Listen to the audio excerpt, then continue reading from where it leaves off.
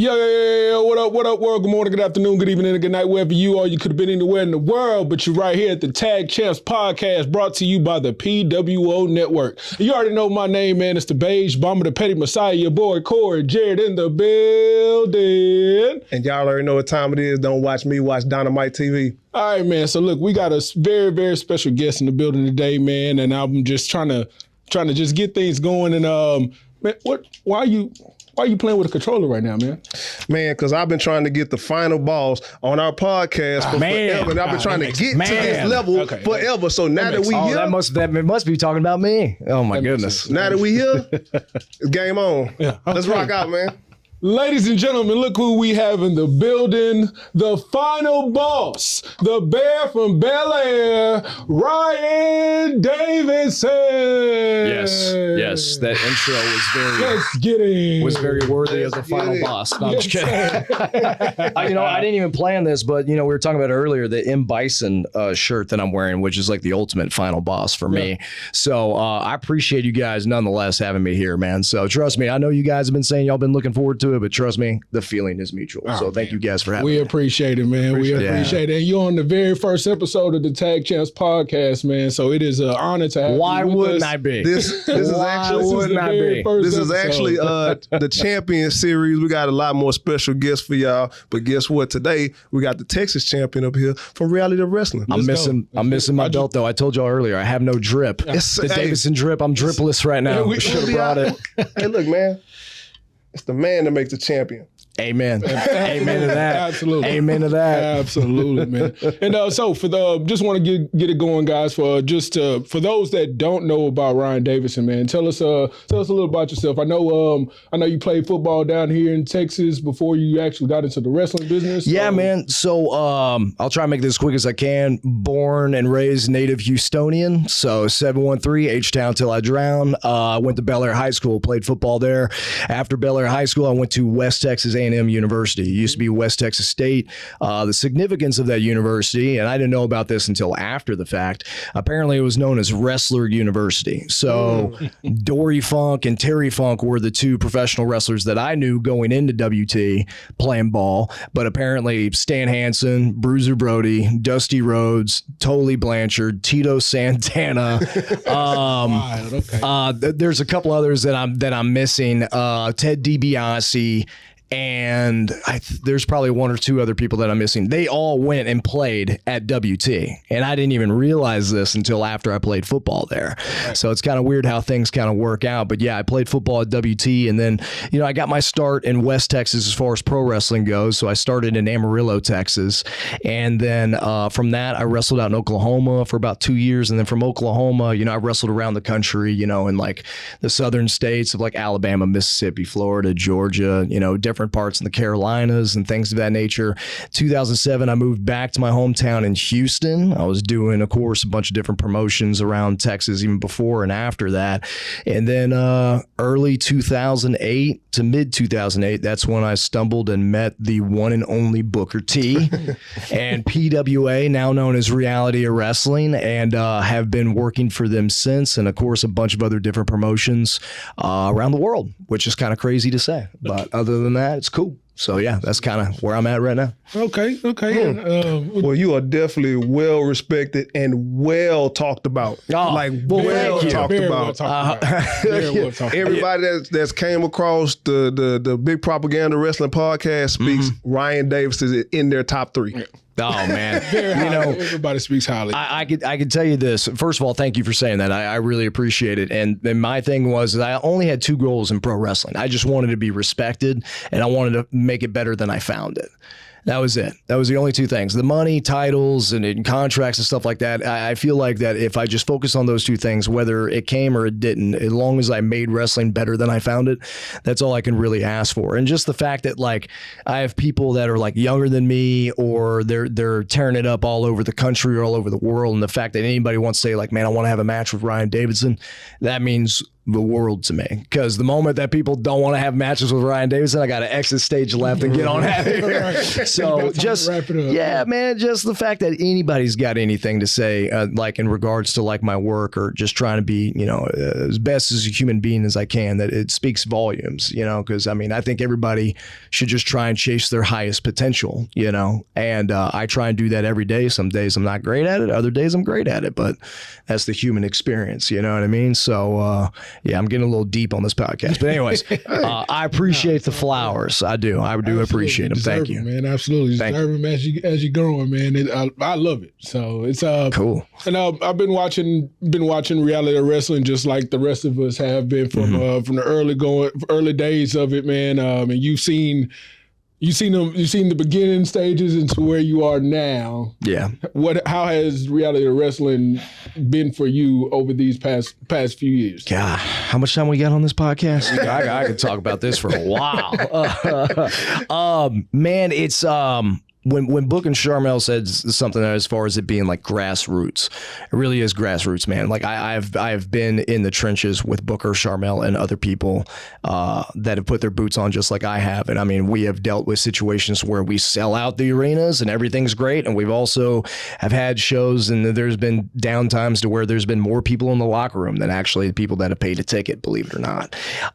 And it's up and down, you know, and we went through a lot of different things. And the fact that we're in the position, or they've been in the position, to have a facility like the Booker T World Gym Arena. I mean, guys and girls that I have gotten booked at Reality Wrestling, they've all said the same thing every time they call them in there. They're just basically like, wow, I didn't break into a place like this. And that's, you know, it speaks volumes, because most people just like me have broken into, you know, bowling alleys and barns and go-kart racing tracks off the side of the freeway, or different gymnasiums. I think I know one guy said he broke into wrestling in like an abandoned railroad warehouse, you know, you know, a lot of different places. And the fact that anybody can say they're like, oh, I broke in at like Booker T's Reality Wrestling, this 22,000 square foot, you know, facility. It's like there's only one other place that has that, and that's the WWE Performance Center. You know what I mean? Like it's crazy. But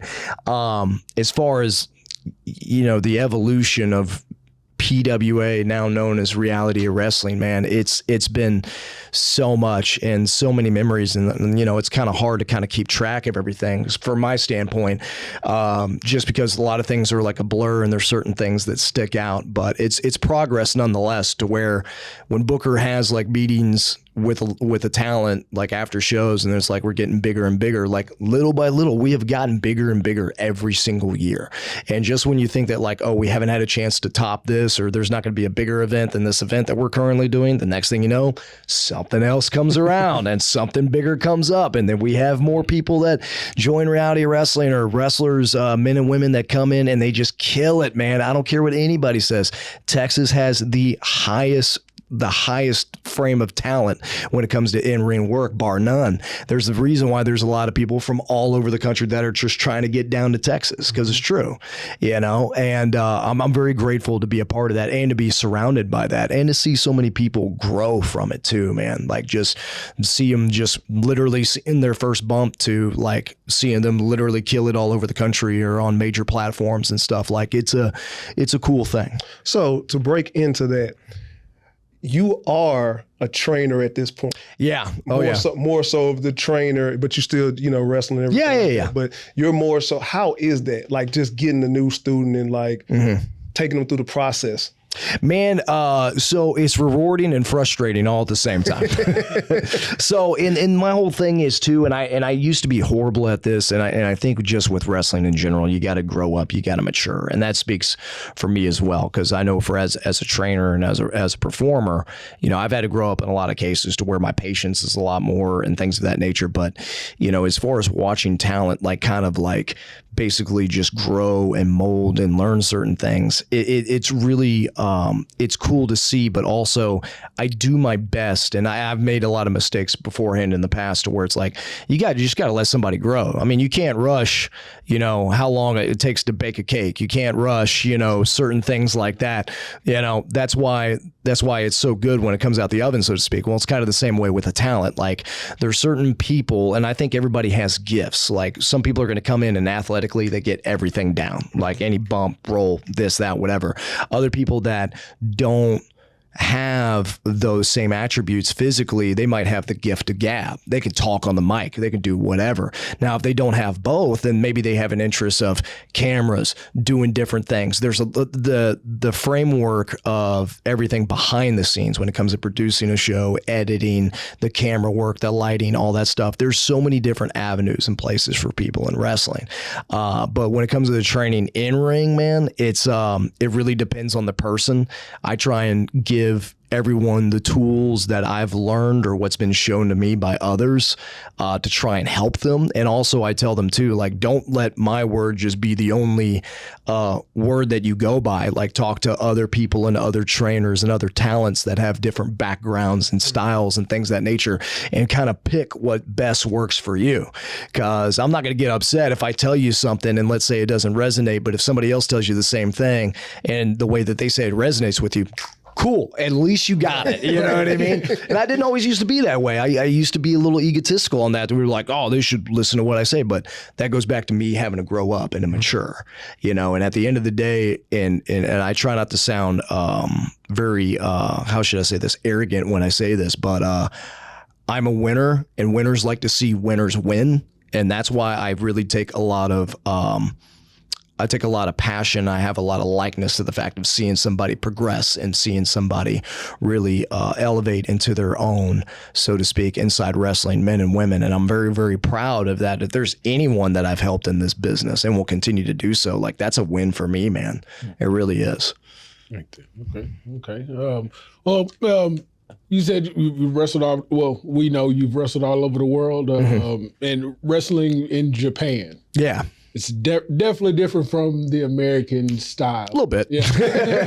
I was just wondering, I want to know, how is it, like, in your eyes compared to American style and Japan style? How the difference in that? Well, I think from my opinion, I think what's different a lot of from like American wrestling to Japanese wrestling is just more the fact of like, they're really more catered into showing the art that's kind of being displayed in the ring, when in American wrestling it's kind of been more showcased to kind of like, how should I say this to not make it sound weird or too complex, to where it's more showcased, to where it's more like an entertainment or show, right? Okay. Now, Japanese wrestling, don't get me wrong, it definitely is a form of entertainment, but they don't look at it as this is a television show or this is entertainment. To them, this is as legitimate as a sport as baseball, as sumo wrestling, as anything. Like, they don't even say that they call themselves wrestlers. They call themselves players, right? They say you're players, or it's not even going to the matches. It's like, oh, they have a game. Like, we have a game on Friday night in Corrigan. It's not, oh, they have a wrestling match. You know what I mean? So there's a bunch of little things like that. I know from a wrestling standpoint, they're very keen on their basics. They're very keen on the grassroots of being able to do a lot of the different things inside the ring, as far as like rolls and footwork and things of that nature. And then, of course, characters and stuff build on top of that. But before you can even get to that point, it has to be basically everything in ring on how well you do from there, strictly wrestling based and things of that nature. When in American wrestling, it's, some places that, they really try and focus on the in-ring perspective, but really it's more so of like, oh, well, I got this character, to where certain performers, and it's not knocking them, to where they can kind of get away with not being the best wrestler, so to speak, inside the ring, but their character gets them over. They're showmen, or they have a certain gimmick, which is great because it is entertainment. And I think that's kind of like the biggest thing. And to me, like the Japanese style of wrestling, to me, it's like the most purest form of professional wrestling, because it's not really about like a certain person's character. It's about what they can actually bring and what they showcase inside the squared circle. You know what I mean? But there's a lot of different things to it. And to me, the way that they look at matches is different. The psychology is a little different. And it's something that I really wish that and hope that a lot of like young wrestlers and stuff get the opportunity to go to Japan and learn, because everybody's different at different places. It's different in Mexico. It's different over there in Germany and in England and in Japan and China and things of that nature. So, yeah, it's different, but it's great, and it's definitely my favorite form of wrestling for sure. Oh, sweet. So just to pick at you for a little bit, man. Don't pick at me too hard, man. I'm sensitive. A little sensitive, man. Throughout your career, you've had plenty of matches. Yeah. Plenty of opponents. Who is your favorite opponent? Man. And why? Well, I know a lot of people that know of my career, of all the times that I've wrestled the Mysterious Q. He's basically like a brother from another mother to me. We've known each other for so many years. He's definitely a guy that's like always up there, man, because we've had so many good matches, and it's always like, I literally just wrestled him not even a month ago in San Antonio, and it was one of those things to where like there was no talking, there was no discussing anything in the back. It was literally just looks and feels and go out, which in this day and age of wrestling, it's a lot more rare, and it gets more rare and rare of just going out there and calling it and things. And he's one of the few guys that I can actually do that with. I mean, there's quite a few opponents that I've always had good matches with. Brian Keefe's another guy that I've always had great matches with and great chemistry with, and that's a guy that I've seen literally from the start, and where he's at now is absolutely amazing, because he's everywhere. Insane. He's absolutely everywhere. And I couldn't be more proud of him, man, because he's excellent. And I knew that he was good back in like 2009, 2010. And like, it's kind of weird how just like I was the guy that gave him his first singles championship at Reality of Wrestling, and then I was also the first guy that gave him his first heavyweight championship for Reality of Wrestling, all at the same time. And but he's great, man. I can't say enough good things about him. But I've had good matches with Gino. I've had good matches with Edge Stone. I've had. I would like to work him a few more, but I've had good matches with Will Allday for sure. There's a bunch of different people. It's kind of hard to keep track, but I would say my favorite probably would be Q, I would say. But I mean, then again, my favorite match is really my next one, because, I just try and have as much chemistry and good matches with as many people as I can. So, but yeah, if I had to list one, then yeah, Q, yeah, you're the guy. So there you go. Tomorrow might be somebody different. Who knows? No, that's good that you say that. Like, you try to make your next match basically your best match. Yeah. Well, you're only as good as your last at bat in this business. Correct. You can't rest off your career off of something you've done 4 or 5 years ago. You just got to keep trying to progress and get better. And you'll have these moments of being like, okay, cool, I did this, but what's the next thing? And to keep trying to develop and stuff like that. But like I said, I'm grateful, man, that I've get to have matches with so many different people, to where one night I'm wrestling Chase Owens from the Bullet Club, and the next night I'm wrestling somebody else from this place, or this person from this country, or this, that, whatever. And sometimes you got to take a step and just realize and just kind of look around and go, man, this is pretty cool. You know what I mean? And I try and do that as best I can. So another thing I wanted to ask you was, I'm going to take it back to football. All right, cool. Let's go.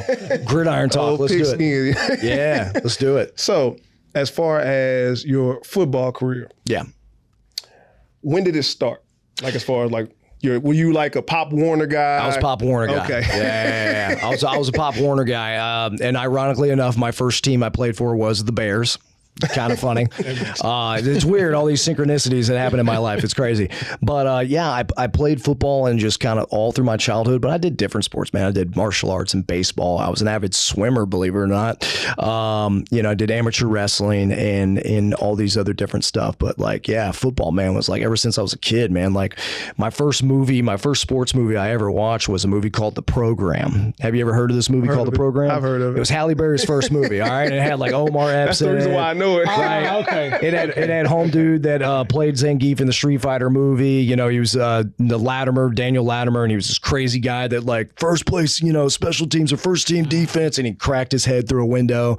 So I'm like 7 years old, and the coach is making us watch this movie, and I'm like, I love football. You know what I mean? Like, yeah. So, but yeah, it was always football, man. So I loved it. D lineman? I was actually O-line. I did play D-line, but I was mainly O-lineman. So I was basically center and right guard.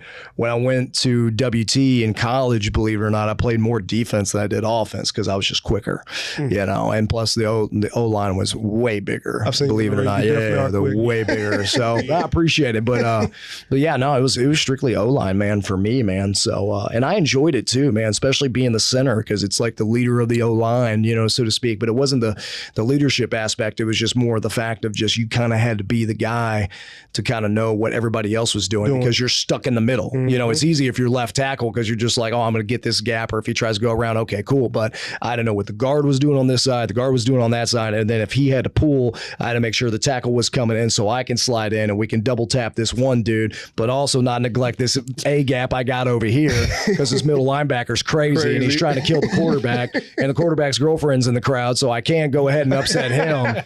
You know what I mean? Right. So it's just like, you know, but like, the center was being a center was something. And plus, you know, it started with you, like you had to hike the ball, you know, so the play started with you. And, you know, a lot of the guys would come up to me and be all like, hey man, what play we running? I'd just be like, come on, man. It's just like, oh, okay, cool. So what gap I got? Oh, okay, great. All right. And so, you know, it was just natural to me and I just loved it, man. It was cool. So it's kind of like I would say football kind of set you up for wrestling as far as leadership role. In a bit.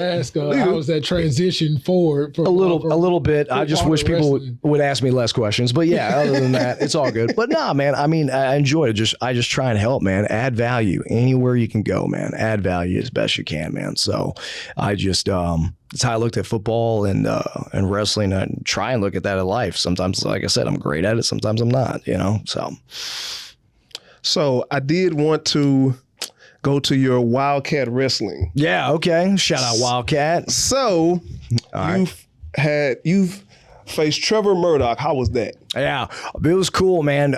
Trevor, I love Trevor, man. He's been a guy that has been really like supportive and has been like in my corner to like help me with anything that I need, especially when I did some of the shots for NWA and everything like that, which has been great. But I'll be honest with you, when I first got in the ring with Trevor, so working with him is great, to answer your question. The only part that wasn't great was the fact that I just caught up in the moment and we're slugging it back and forth, and I just caught him right in the eye, and he's the NWA champion. Yeah. I busted him open. Yeah. Kind of something you don't want to do the first time you work a guy, and you're just all like, and all he's all like, man, Ryan, I know you're a great worker. I've seen some of your matches, man. And like, I'm really excited to get in the ring with you. I'm pretty sure he wasn't that excited when I hit him in the eye. He said, come on outside the ring. That's how I knew it got real. Oh, he got his receipt. Totally fine. He's got his receipt a few times. And you know, and ironically enough too, and I don't know if a lot of people know this, but like Samoa Joe was actually there, and he was just watching, and we didn't know about this till like after the show. So I actually got to talk with Joe for a second, and I was like, man, I feel bad, and he was just looking at me like, why do you feel bad? It's wrestling. He's okay. Made it better. And I was like, you know what? Sounds like a joke. You're right. You're right, Smo Joe. And that's why you're Smo Joe. And then just, you know, shared a drink and that was it.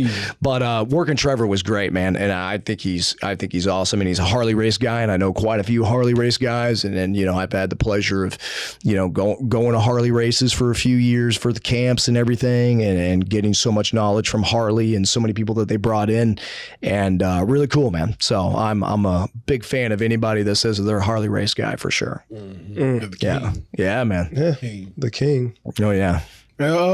So I want to ask. I got to do it for Mikey. How working with Stevie Ray and Booker T? Man, how was that, man? Man, I know that was. It's which one you want? You want Stevie first? You want Booker? Which one you want? Stevie. Yeah, I want to hear Stevie first. Q knows what I'm talking about when I do this right here. It's a Stevie Ray fire up. It's great. Stevie Ray has been. He was awesome. I mean, the fact that I can say that Stevie Ray was my manager for like little over 2 years, which is just kind of crazy to think of, let alone it's crazier to think that like, who you work for? Oh, I work for Booker T, you know, 2-time WWE Hall of Famer. You ever heard of him? You know what I mean? Even that's wild to say. So like I've literally been on an alerting tree of Harlem Heat, and it's wild. But Stevie was always great. Always a great guy to have a conversation with. And it didn't matter if it was about like Pittsburgh Steelers football or certain things that were going on in the world and stuff like that. Even with wrestling, because I would always ask him like, hey, did you see anything or whatever? And he would kind of break things down for me a little bit, you know, because I got this guy that's like sitting there at the corner watching me work. And, you know, and he's been very like high on like praising me, even, and I've never asked him to do it. Like I remember one time I saw this interview he did with Title Match, and they asked him about, hey, what do you think about Ryan? And he just went off on this whole tangent about like, he's Cadillac. Like this guy, you know, if he was, you know, he should be a millionaire with the work he is. I mean, this guy's so smooth, everything he does. And I'm just sitting there getting like, I don't think that way about myself. Wow. Really? You know, but I mean, it was just the fact that like he saw things in me at times when I didn't see things in me, and it was great. But working with Stevie was always awesome and hilarious, just because the way he fires up on things just makes me laugh. And he's just a great guy, and I owe him a lot. And, you know, the same can be said obviously for Booker, man. I mean, Booker is flat out my mentor, and I love that guy to death for sure. And he's taught me so much. And there's been times too to where like, you know, him and I did not see eye to eye on things at all. And Book is very passionate about the arts and skills of pro wrestling. And I have somehow, in some way, have managed to basically pick at every pet peeve he's ever had in wrestling. So I've been yelled at more by Book than anybody. I'll tell that to anybody. I've been yelled at more. But the thing is, it was just like there were some things I didn't agree with. There were some things I could see what he was saying, but either way, I learned from it, and I will always be thankful for that. And me and Book have really grown into like a good like relationship over the years and everything. And I really owe that guy a lot, man. And just like I said, just the fact that I can say that like, oh, Booker T is my mentor. It's like, dude, it's cool, man. It's just really cool. He's taught me so much, and, you know, and he leads by example too. I'll tell you a quick Booker T story real quick, as far as when it comes to work ethic. So we got done with a reality wrestling show, and I think it was probably like maybe 2016, 2017, something like that. And Book, you know, after the show, he was all like, hey guys, you know, say this, you know, about the show, but like, hey, I got to catch a red eye. I got SummerSlam tomorrow. Cause he was doing like the pre-show commentary for SummerSlam. And he had on like these slacks and this button-up shirt, and I think he had like this scarf that went around. I was like, dude, it's 95 degrees. Why do you have a scarf around your neck? It's crazy. But anyways, Book was like, all right, man, I'll catch y'all later. Boom, rolled out. So, you know, next day I go and I sit down. I'm like, oh, I'm gonna watch SummerSlam. You know, I think it was at the network on the time. It wasn't even on Peacock. And next thing you know, they pop up on the pre-show, and they're just like, all right, and we got Booker T, and he's wearing the same clothes that he had on the night before. And that told me that he went ahead, no sleep, got on a red eye, went there, went straight to the building, had to do meetings and everything all day to get prepped for the show. And the guy's literally wearing the same thing. And it could have been very easily for him to just get a runner to go, hey, run to Men's Warehouse, grab me a shirt, or run over here and grab me a shirt. No, he stayed in the same clothes and just went. And this is not even a guy that's like, was taking bumps still wrestling. This is just him just doing commentating and doing what he does now. And just in the fact of like that little something right there of just the work ethic and always just like trying to get better and better at something always kind of like really stuck with me. And there's like other examples, but that was one that was just like, I was sitting there watching it going, that the guy hasn't slept a wink, and he's got to turn it on like, hey, what's up, boys? Yeah. You know what I mean? And like do his thing. And it's just, that's a pro, man. That's a pro, because sometimes you're not going to get that reward of sleep and rest, and you still have to deliver and still have to be on your A game. And I think that's actually one of the toughest things about being a pro wrestler, is that you have to be on your A game when the conditions are not very, suitable for your liking at all. Because a lot of people think it's the in-ring stuff that's so tough about pro wrestling, but really it's a lot of the things that are outside the ring, the travel. And the way that, you know, the life can be if you got kids, you got a wife or, you know, boyfriend, you know, different things of, you know, this happens. And the issues with travel, people lose your bag or the hotel or rent a car, or things of that nature. And then difference of time zones. And then your body's hurting because you're wrestling and you got to catch a workout. And if you're trying to stay clean on your diet, you got to go ahead and find a place to eat and this and that and whatever. And there's so many different variables that make this line of work not easy. So when people say that, hey, this isn't for everyone, yeah, it ain't for everybody. So, but yeah, Book's the man. All right. So you did mention WWE. You did mention Peacock. So did do my little research on you. Okay. I hope it's good. There's some stuff out there that's like, well, not so great. Heard you was a Rosebud. A Rosebud. Oh yeah, I was the best Rosebud. I was the best Rosebud. I was a Rosebud. I was a hot dog. I was the bunny. I was part of security where we beat up Sheamus. Oh, I've done so much stuff with WWE and dark matches and stuff like that too. But yeah, I was a Rosebud. I think me, Rex Andrews, Brian Keith, and like a couple other people were like, we all like apparently somehow either became the bunny or the hot dog as far as like in the Rosebuds. And I remember actually there was one time Brian Keith was with me when we did the extra work, and like I was wearing the hot dog suit, but I didn't have any like socks to to wear because my socks kind of like went like kind of like around my ankle, and like my legs were like the bottom part of my legs were showing because I didn't have like any pants. I had to roll up my slacks, so I didn't want my cat like I didn't want these chicken calves to like show. So I was all like, damn, I didn't have any socks. So Brian Keith used to wear these red socks that were like knee-high socks that said bacon on the side of them. And I was like, let me borrow those socks, man. And he did. And so like the last time I was a hot dog, I had these knee-high red bacon socks from Brian Keith. So yeah, but yes, I was a Rosebud and a bunny, and God knows whatever anything else I was. So how was that experience, the WWE experience? It's cool. I mean, I think it's kind of the same way that I feel about somebody going to Japan, about getting that experience of being an extra for WWE. If you can and kind of see how the giant machine works, then you need to go and do so, and handle yourself accordingly too. But I think it's really cool, and it's a great experience because it kind of gives you that itty bitty little taste of what it's like to work in front of an arena full of people, you know, and do professional wrestling at the highest scale that you can do it, and learn a lot too, because you also get a better understanding about how things work in the back and how things can change on a dime and how the structure is and how there's so many different things that a WWE superstar has to deal with on a day-to-day basis. You know, once again, it's a lot different than just going out there in front of an arena full of people in your gear and just trying to have a match. There's a lot of things that go into it with segments and promos and signing autographs and the travel, and you got to have meetings and God knows what else you got to do. So when they say they have a call time of like noon, but let's say Raw doesn't start till like 6:30, it's not like you're standing around from noon to 6:30 as a WWE superstar. You got to be doing all this other stuff. Now, as an extra, sometimes you'll be sitting in catering, enjoying that catering food and doing stuff like that. But also, if you know how it was back in the day, you would actually get in the ring and kind of roll around, and they would see what you got because they were always scouting for talent, things of that nature. You know, if you fit into their format, maybe you got a dark match, maybe you got a televised match to where you get in the ring with somebody on, you know, SmackDown or, you know, Raw or things of that nature. But you know, it's changed over time, you know, and I know a lot of people go into AEW because I know when AEW Dark was around, that's how a lot of people got an opportunity to get shown, which a lot of people from reality wrestling and around Texas have really wore on, which was great. It was great.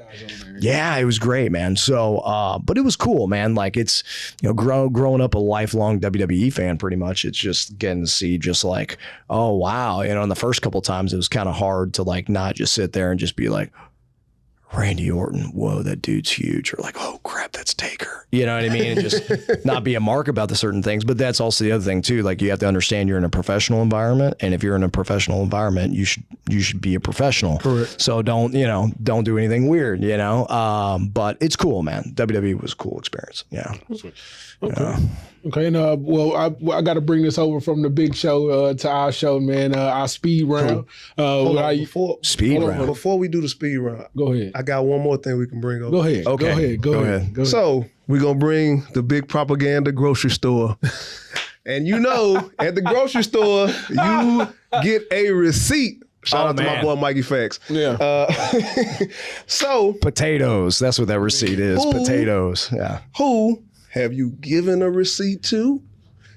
That like your top, I'll just say top, we'll say top two. I'll give you top two. Top two that you've given one to and top two that you received one for. Man, I've gotten a lot of receipts, and now that you put me on the spot, I'm like, I haven't really gave that many out. In little ways I have, I guess, maybe in like different shows, but I've never been a guy that's been like, how should I say, like trying to make sure like, oh, yeah. I do remember, I actually just told this story the other day, actually, to somebody at training. I remember, so I'll say as far as getting a receipt, there was a guy I wrestled when I was in Oklahoma. We were on this big show that had like all these big name wrestlers from TNA at the time. So it was like Jeff Jarrett, AJ Styles, Chris Daniels, like Natty Neidhart before she was even in WWE. She was on the show. So it was basically just me, my opponent, and one other guy that were the only dudes from the independents. Everybody else was completely signed, or they just got let go from WWE, or they wrestled in WCW, or they're currently wrestling at TNA back then, or whatever. And my opponent I wrestled, I basically did a spinning wheel kick, and I told him that I was like, hey, make sure you put your hand up, and it was great because I got high with it and it'd be good. It's just like, hey, I don't want to kill you, so just kind of get your hand up a little bit. Right. And he was like, yeah, no problem. And you sure gonna get your hand up? Yeah. Okay, all right. Go out and do the match. Everything's going fine. I go to hit the spinning heel kick or wheel kick. The boot laces, how they kind of like go X like that. Apparently when I went, he had boot laces that went like this, down like from like literally the middle of his forehead, like kind of down towards his nose. I mean, I caught him. Yeah. Luckily no blood or anything. His nose didn't explode. But it was man, I got him good. Unintentionally, of course. But I would say probably, I think it was like maybe a few months later, there was like a run-in after a match, and he was in there, and we were working, and he goes, hey, Ryan, do you remember that kick in Lawton, which is Lawton, Oklahoma, where we did this show? I was like, huh? And he just bam, bam, bam, bam, bam, bam, bam, bam. And I was like, it was just one kick, like, oh man, he just stomped me, and I got into the back, and he just goes, receipt. And I go, all right, and I just went on my business. So, and I was probably like a few years in the business, and he was a veteran. So I was just like, okay, you're good, whatever. But, yeah, as far as like giving receipts, I don't know. There hasn't been anything that I've taken to where it's like I would take one thing or something, and then like months later I'd be like, just wait till I get in there with that. It would usually be like in the match, like if some guy catches me or hits me really hard, and I'd be like, whoa, what are we doing, right? And then we just keep working, and the next thing you know, it's like something, and then I just like, I'm like, okay, I'm still here. Yeah, you know what I mean? Those things happen pretty, normally. Yeah, because sometimes, and I don't mean to sound like it's bullying in a form or anything like that, but sometimes guys with the adrenaline and they're going and everything, they get a little overzealous. Sometimes you just kind of have to be like, hey, chill out a little bit. We're good. You ready? All right, cool. Sometimes, I wouldn't say it happens all the time, but sometimes it does. And, like I said, I've done that a few times, but I've never like gone out of my way to where I'm just like, I'm going to knock this dude's teeth out. You know what I mean? Like it's just one of those things. Cause you when you're in there with somebody, you want to take care of each other, man. Cause at the end of the day, like I want to make sure that I go home and I guess, I'm good, and I got to make sure you go home. You can sleep in and, and I know you got kids, and, I don't want the kids to be like, why can't dad play with me? Oh, cause he worked with Ryan. I don't want anybody to have that excuse. You know what I mean? Which has probably happened, but hey, it's just one of those things. But we try and take care of each other. But yeah, receipts are a thing, and sometimes it is in a weird way necessary. In a weird way, I don't know. That is a debatable thing, though. It is a debatable thing. I get it. So we're gonna check out the big propaganda grocery store today. Man, who needs a receipt, man? Who do you think needs a receipt? Do you have somebody that you got to give a receipt to? Somebody do something? Nah, I ain't got no real receipts out here, man. I ain't got no real receipts out here, man. I try not to. I'm just saying. Piece of positivity. Right. You can use that title belt for that receipt. I can tell you that right now. It's heavy. Title belt. It's heavy. Oh yeah, belts are way heavy. Yeah. So I do want to ask you question because Yeah. injuries do happen in wrestling. What's one of the most serious injuries that you've had and had to bounce back from? Man, I've been very lucky to where I haven't had any crazy serious injuries in my wrestling career. Okay. Knock on some wood somewhere. That's wood. Okay, great. So yeah, you're right. But like, you know, I've dealt with a few concussions. Some of them knowing about what CT is and stuff now over the past couple of years. It's one of those things to where I'm just kind of like, I probably had a concussion and not realize a concussion. It was more of just like, hey, walk it off, or my bell got rung a little bit, because I've had my bell rung quite a few times in wrestling. So I would say concussions, but I mean, it's like shoulders and elbows, knees, things of that nature. I mean, those always get banged up a lot, you know, quite a bit. Different cuts and stuff too. Like, you know, a lot of people don't think about this, but it's like, you know, the ring will catch you, like hooks from like the apron skirt, or like if the turnbuckles that actually get tightened, those hooks will actually get you, or even turnbuckle pads when they put them on, they actually put zip ties on them to hold the turnbuckle pad in place, and they cut the tail of the zip tie, and it has a jagged edge. I remember one time that like I was working somebody, and you know, I shot them into the corner, and I went to charge at them in the corner. They moved, and I ate the corner, and my arm went over the top, and the zip tie that was cut off, it literally sliced my bicep from like here all the way up to my armpit. And it was just so like, what? You know, like you're just sitting there like, what? You know? But like really, it's a dangerous environment, really. But like for me, I've been fairly lucky in a lot of different things. But you know, that doesn't come with the price of just, you know, being sore, and you have to take care of your body. And I tell anybody this, the only reason why I am still wrestling and being able to wrestle physically is primarily not just of staying in the ring and having that bump callus stay with me and the cardio and everything, but DDP yoga, no joke. Like that is real. If I did not have yoga, I would not be doing wrestling. In fact, I don't even step into the ring unless I do a form of yoga or stretching incorporated, because it helps my back, it helps my shoulders and my hips and everything else, to where if I'm not liquid, if I'm not fluid, I can't get in there. You know, Bruce Lee is like, be like water. Like I got to be like water. That's my mindset. If I'm sitting there and I'm like a gargoyle, like breaking off concrete, I can't do what I do, you know? But you know, your body's your vehicle, man, especially in this business. But, you know, I did break my leg before I got totally into wrestling, but it was non-wrestling related. I slipped in the snow, you know, which is funny that, you know, you could take these dives and bumps and chairs and this, and some people get set on fire, but you slip in the snow and then that goes right out. Yeah. So good night. Is what it is. Oh. Happens, man. Yeah, it does. It happens. Shit happens. But anyway, back to so we get to, oh man, that hurts. Thinking about it. Yeah. No, but just to get to the speed round before we get to the final part of our interview session here, man, because we do got to talk about Summer of Champions. Yes. Want to hit you with the speed round real quick, just a few questions. I'm ready. This goes all across the board. Right. So when I hit you with them, just whatever comes to mind. Your greatest wrestler of all time. Eddie Guerrero. Okay, favorite male wrestler currently. Randy Orton. Favorite female wrestler currently. Deonna Purrazzo. All time. That's the first. Favorite female wrestler of all time? Yes. God, I'm just gonna say, because I can't remember her first name, so I'm just gonna say Bull Nakano. Ah, okay. We've heard that. Yeah, we've heard that. Favorite tag team currently. Favorite tag team currently.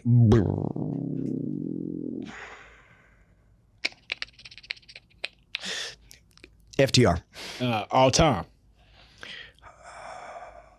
God, this is going to change tomorrow, but I'm going to say the Hollywood Blondes. Wow. That's new. I heard that. Now, That is say, new. Yeah, that's new. Some of the matches they had back in WCW are awesome. Yeah, but once again, tomorrow it's going to be the Steiners. The next day it's going to be Harlem Heat. The next day it's going to be the Road Warriors. Next day it's going to be somebody else. So it's just one of those things. That's a first. I haven't heard the Hollywood. That was classic right there. Yeah. Okay. And I believe the last one would be your favorite manager of all time. Favorite manager of all time, Bobby Heenan. Sweet brain. Sweet brain. There we go. Yeah. There we go. Okay, so back to what we have coming up in the future. I believe it's Summer Champions. Summer Champions coming up. But I want to ask them one question. I got all the time in the world, so y'all let me know what's up. It don't matter. Okay. You're the Texas champion. Yes.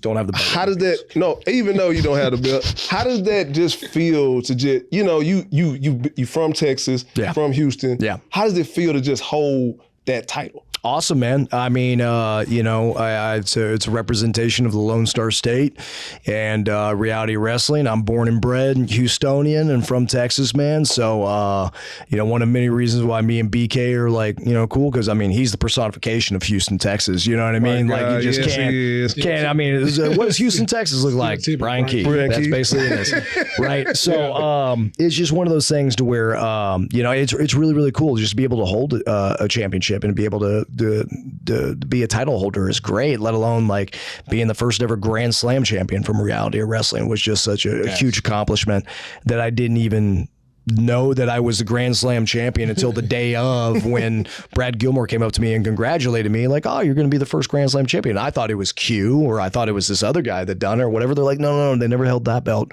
or they never held this championship. And I'm like, oh, okay. And ironically enough, I became the first ever Grand Slam champion by beating Jacob Fatu in that Battle Royal. It's kind of funny how it's all coming in.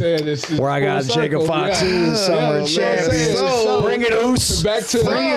Bringing it back to where I was going, man. Our grand finale. July 15th. Saturday. It is official. July 15th. Adam Pearce voice. As Summer Champions, it is official. The Bear. That's it. The Bear, Ryan Davidson, taking on the Samoan werewolf, Jacob Fatu. Now, you called that out. You called that smoke out. We were there that night. You called him out. It shocked the hell out of me. And I'm ready to see it. Hey, I want the smoke, the ashes, the flames. I want everything. It don't matter. I really respect Big Oos, Jacob Fatu. Him and I go back. Amazing talent. You can't really get much better. And he's one of the biggest. He's one of the biggest stars I think in the landscape, really. And he's one of the best big man wrestlers that are out there, bar none. I don't care what anybody says. He's bar none one of the best, especially for what he can do with his size and everything. And it comes from wrestling royalty too. So it's like he checks all the boxes. So, but him and I have unfinished business. And when it wasn't clear of who I was going to face this Summer of Champions and this open challenge that has been so apparent for the Texas title that has had been all of 2023, I'm sitting there going, well, people are always wanting to challenge me, but if I had the chance to challenge somebody, who would I want to do? First person that came to my mind was Jacob Fatu, and we got unfinished business. So I'm very much looking forward to that match, as are a lot of people. And I'm just not saying that, but I literally was just, doing shows this past weekend around, Texas and other areas, and like literally having fans coming up going, I just saw that post about Jacob Fatu and you, and like, that's going to be crazy. And I'm just sitting there going, oh, there's a lot of people that are really looking forward to this besides me. There's going to be a lot of receipts being thrown. So yeah, I'm ready. Get in line. You know what I mean? Like, It's a lot of big meaty men slapping me. That's it, man. That's it. And he can move too, man. Like he calls himself. He calls himself a small werewolf. He's like a cat, man. He's like a panther. Like this guy, like this double jump moonsault is just insane for him to do. For him to be as agile as he is. He's so talented, man. I can't say enough great things about the man's skill, but when it comes to who's going to come out on top of Summer Champions, you're looking at the guy. We rocking with the Texas boy, man. That's it. Hey, I got to hold it down for Texas, man. I can't let somebody else come into my state and my turf and do that. Not the city. I'm telling you. So yeah, no, it's going to be fun. I'm very much looking forward to it. Oh man, I cannot wait for it. Big Propaganda will be in the building for that. Cool. Big Ryan Davidson. We do appreciate you. Yeah, we thank you, appreciate man. Brother. Appreciate you, man. Appreciate Thank you you, for coming man. to the show. Thank you for joining the Absolutely. Tag Thank Champs you, man. podcast, the very first episode, man. And you already know what time it is. It's your boy, the Beige Bomber, the Petty Messiah, your boy Corey Jared in the building. Oh, my bad before we get to you, man. Big shout out to Mike and Manslaughter Facts, Zello Smoke, Kung Fu Eddie. Man, we appreciate y'all. Thank y'all very much, man. And my boy. I finally finised the game, y'all. We On that finally game. finished. High score. High score. High That's score. it. There we go. We got to put in like that Super Mario noise or something in there at the end. That's it. Yeah, there we go. Yeah, we got to put that in. Like Street Fighter, somewhere. you So y'all know what win. time it is, There man. you Don't go. watch me, watch DYNAMITE TV, man. We got Ryan Davidson in the building. We had a great interview, y'all. It's gonna be more to come, man. Get Tag ready, man. Champs Podcast, baby. Championship Podcast. series, man. Championship series, Wait till man. the next one we got coming up, man. Y'all just stay tuned. Thank y'all for joining us, and we out.